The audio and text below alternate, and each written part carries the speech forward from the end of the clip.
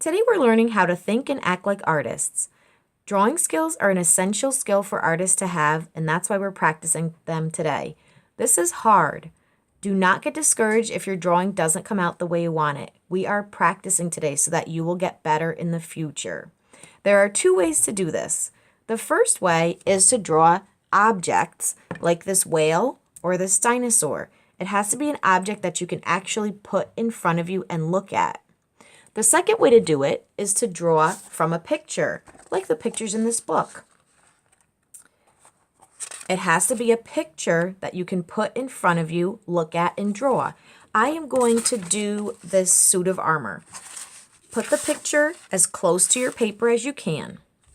Now, we're going to draw the biggest parts first and add the details later. So, on the suit of armor, some larger parts are the head, the chest, and the legs. Let's start there. So, the head, we'll make a shape, we won't add the details. For the chest, we'll make a shape, we won't add the details yet.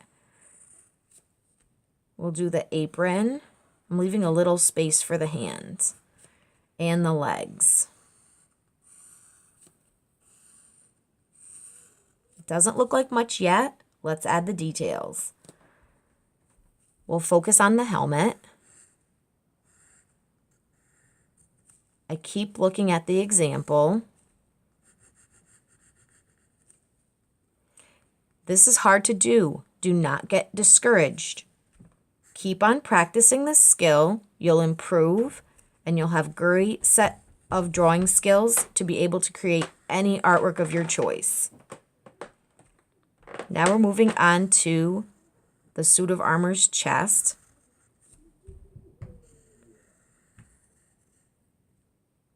Keep looking back at your picture. And don't forget even tiny details, like the nail holes. Let's add the arms.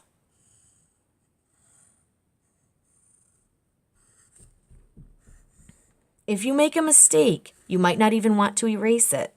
Just leave it, draw it correctly, and you can erase it later.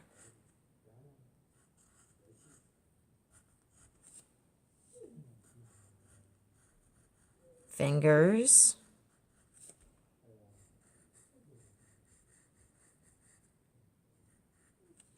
There are lines. Now the legs.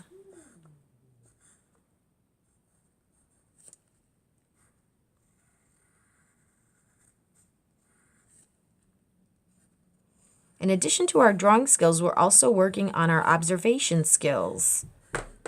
More great skills for an artist to have. When you have finished, check and make sure that you're not missing any details. And a finishing touch would be to trace your pencil with Sharpie pen.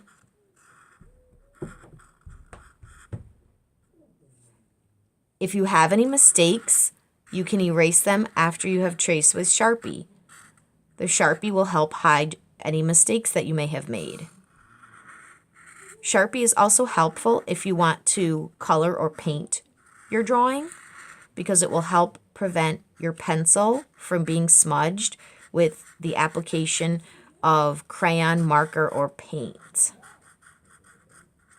I think we're all set. Now we're going to practice drawing of an object. Take your object, hold it in different directions until you find a direction that you like. Hold it still. We're still drawing the largest part first, which looks like the body. We're adding smaller parts.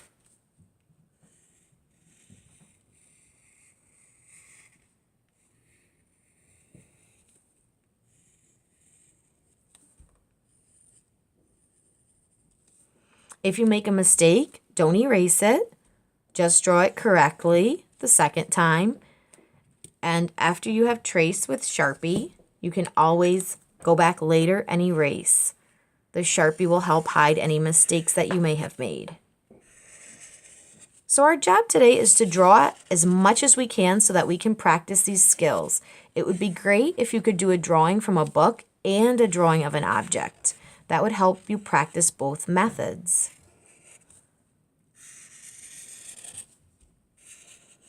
Try to fill your paper with as many drawings as you can. Our objective isn't to create a priceless masterpiece drawing, but to practice as many drawings as we can. So have fun, kids.